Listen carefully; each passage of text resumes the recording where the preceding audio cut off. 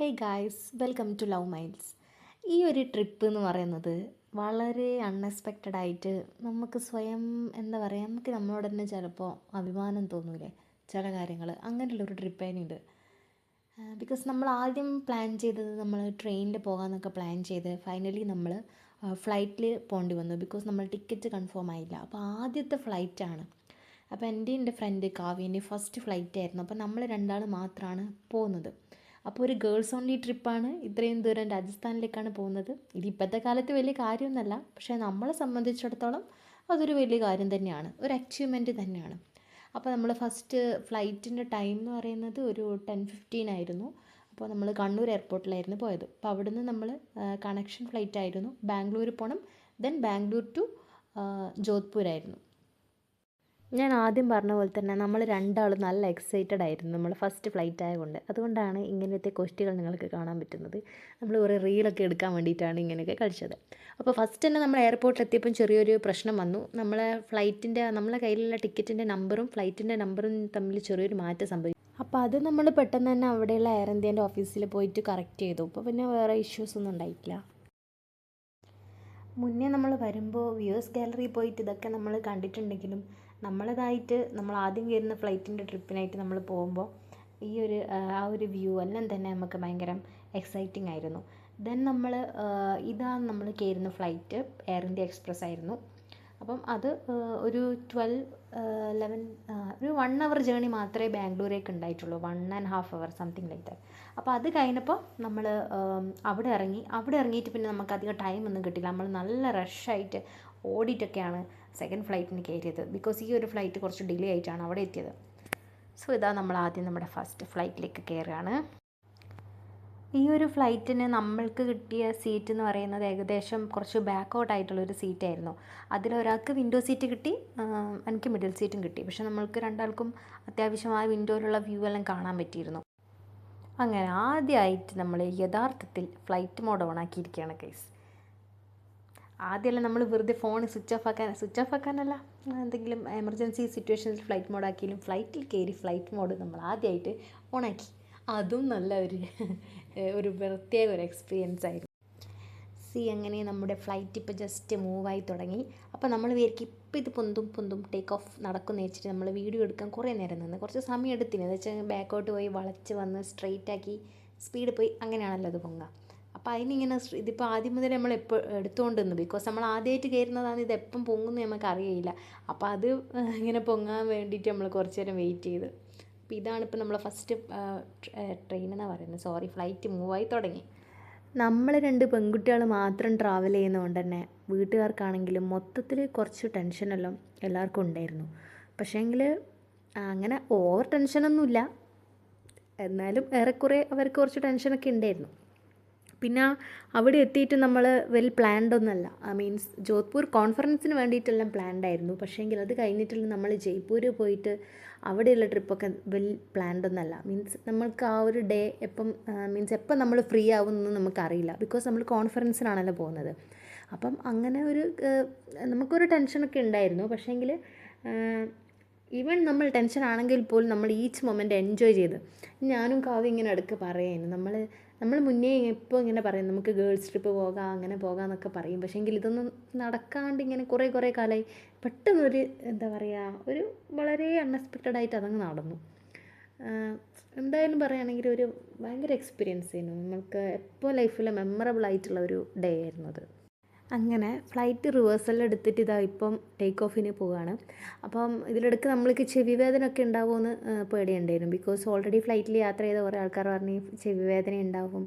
അപ്പോൾ അതിന് വേണ്ടിയിട്ട് ഈ ഇയർ പ്ലഗും ഹെഡ്ഫോണെല്ലാം വെച്ചത് കൊണ്ട് ആ ഒരു പ്രശ്നമൊന്നും ഉണ്ടായില്ല.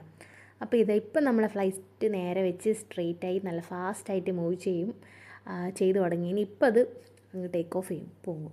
അന്നേരം ചെറിയൊരു ജെർക്കിങ് ആ ഒരു പ്രശ്നം ഉണ്ടായിരുന്നു. പക്ഷെ വേറെ പ്രശ്നമൊന്നുമില്ല. ഈ ഒരു മൊമെൻറ്റ്, എന്താ പറയുക, ഭൂമിയിൽ നിന്ന് നേരെ അങ്ങ് പൊങ്ങുന്ന ആ ഒരു ഫീല്, അത് ഫസ്റ്റ് ആയതുകൊണ്ട് തന്നെ ഭയങ്കര എന്താ പറയുക, ആ ഒരു സന്തോഷം എങ്ങനെയാണ് പറഞ്ഞറിയിക്കേണ്ടതെന്ന് അറിയില്ല. രണ്ടാളും അങ്ങോട്ടും ഇങ്ങോട്ടും നോക്കി ഇങ്ങനെ ചിരിക്കലായിരുന്നു. അത്രയും എന്താ പറയുക, നമ്മളെ ഉള്ളിൽ നിന്ന് വരുന്നൊരു ഹാപ്പിനെസ് ഉണ്ടല്ലോ, അതാണ് കിട്ടിയത്.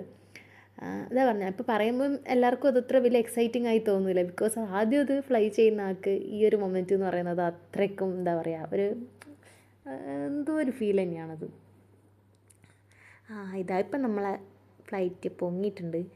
അപ്പം നമ്മൾ ആ ഒരു വ്യൂ എല്ലാം നമ്മളെങ്ങനെ എൻജോയ് ചെയ്യാണ്. മീൻസ് ചെറിയ ഓരോരോ സ്ഥലത്തെത്തുമ്പോൾ, മീൻസ് ഓരോരോ എന്താ പറയുക ഫേസിലേക്ക് എത്തുമ്പം ഡിഫറെൻ്റ് ആയിട്ടുള്ള വ്യൂ, അതെല്ലാം അങ്ങനെ നല്ല രസമായിരുന്നു കാണാൻ വേണ്ടിയിട്ട്. രാവിലെ ഏർലി മോർണിംഗ് ആയതുകൊണ്ട് തന്നെ നല്ല ലൈറ്റിലുള്ള ആ ഒരു ടൈമായിരുന്നു. നമ്മളെ ഫ്ലൈറ്റിൻ്റെ നിഴൽ വരെ നമുക്ക് കാണാൻ പറ്റുന്നുണ്ട്.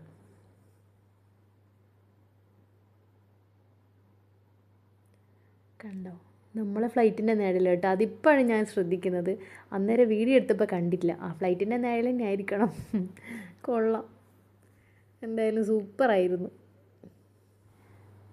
ഇത് നിങ്ങൾക്ക് നമ്മളെ രണ്ടാളെയും കാണുമ്പോൾ തന്നെ തിരിയും നമ്മൾ എത്രക്ക് എന്താ പറയുക ഹാപ്പിയാണെന്ന്. അപ്പോൾ ആ ഫ്ലൈറ്റ് ഇങ്ങനെ പൊങ്ങി നമ്മൾ ആ മേഘത്തിൻ്റെ ഓരോ വ്യൂ കാണുമ്പോൾ മറ്റേ എന്താ പറയുക, ഒരുമാതിരി ദേവലോകത്തോ അല്ലെങ്കിൽ എന്താ പറയുക ദേവലോകത്തല്ലേ നമ്മളിങ്ങനെ മേഘങ്ങളെല്ലാം നിന്ന് ആ ഒരു വ്യൂ, ആ ഒരു സംഭവം ഒരു ഗന്ധർവ ലോകത്തെത്തിയ ഒരു ഫീലായിരുന്നു. നല്ല രസമുണ്ട് മൊത്തത്തിൽ. അപ്പോൾ ഓരോരോ സ്ഥലത്ത് ഇങ്ങനെ ഓരോരോ ഇതിലുള്ള വ്യൂ കാണുമ്പോൾ ഞാനും ഓളും ഇങ്ങനെ അങ്ങോട്ടും ഇങ്ങോട്ടും കാണിച്ചുകൊണ്ടിരിക്കില്ല. അത് നോക്കി ഇത് നോക്കി നമ്മൾ കുറേ വീഡിയോ എടുത്ത് ഒരുപാട് ഫോട്ടോസ് എടുത്ത് എല്ലാം നല്ല നല്ല വ്യൂസ് ആയിരുന്നു. പിന്നെ കുറേ അങ്ങ് മുകളിലെത്തിയാലും പിന്നെ എല്ലാം സെയിം പോലെ തന്നെ കുറേ നേരം ഒരേപോലെ കാണുമ്പോൾ നമുക്ക് ബോറടിക്കുമല്ലോ, ആദ്യത്തെ ഒരു എക്സൈറ്റ്മെൻറ്റ്. അപ്പോൾ അത് നമ്മൾ എന്ത് ചെയ്തു, മാക്സിമം നമ്മൾ എക്സ്പ്ലോർ ചെയ്തു തന്നെ പറയാം. ഫുൾ നമ്മൾ ആ വ്യൂ മൊത്തം എൻജോയ് ചെയ്ത് അങ്ങനെ ഒരു ബോറടി ആ ഒരു ഫസ്റ്റ് ഫ്ലൈറ്റ് തോന്നിയിട്ടേ ഇല്ല. മേഘമെല്ലാം നല്ല പഞ്ഞിക്കെട്ട് പഞ്ഞിമുട്ടായി പോലെ ഇരിക്കുന്നത്.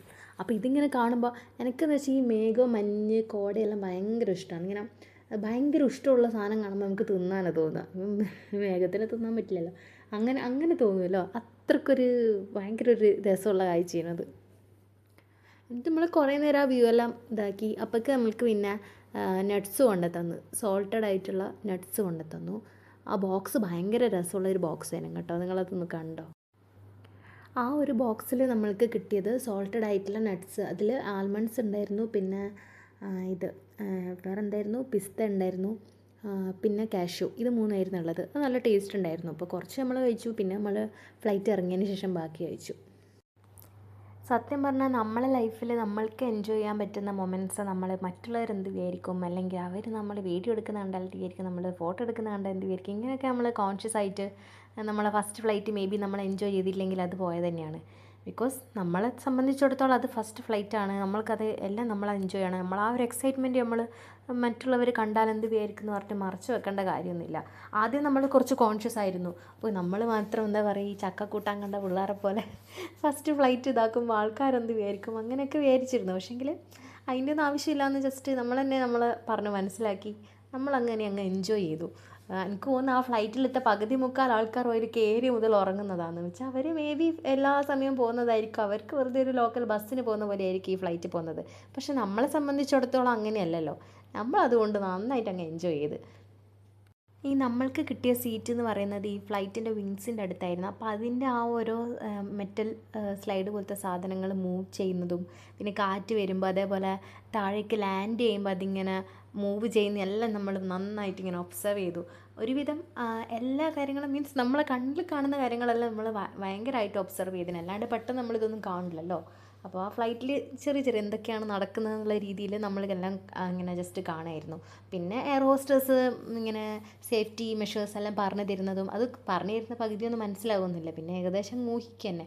അവരിങ്ങനെ കാണിച്ചു തരുമല്ലോ നമുക്ക്, അതെല്ലാം ഇങ്ങനെ കുറച്ച് നേരം നിന്നു, അതെല്ലാം 2-3 വട്ടമെല്ലാം പറഞ്ഞു. എയർ ഹോസ്റ്റേഴ്സ് ഒന്നും അങ്ങനെ ഭയങ്കര മീൻസ് വലിയൊരു ഇതൊന്നും തോന്നിയില്ല, എന്നാലും ഓക്കെ അങ്ങനെ നമ്മളെ ഫസ്റ്റ് ഫ്ലൈറ്റ് ജേർണി കംപ്ലീറ്റ് ആയി. നമ്മൾ ബാംഗ്ലൂർ എത്തി. ബാക്കി നമുക്ക്